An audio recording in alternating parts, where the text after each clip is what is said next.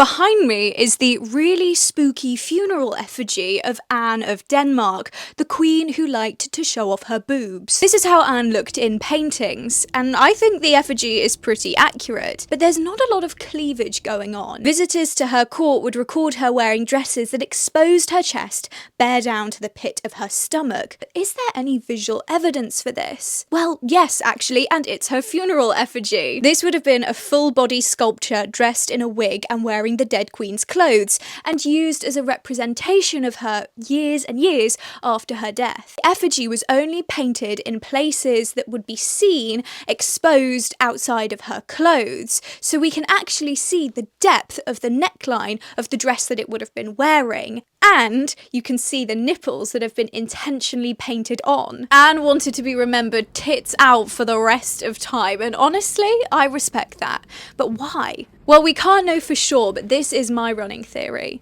Anne was really passionate about breastfeeding, which was really uncommon for royal women at that time. It was thought that breast milk was made of the mother's blood and could imbue the child with her characteristics.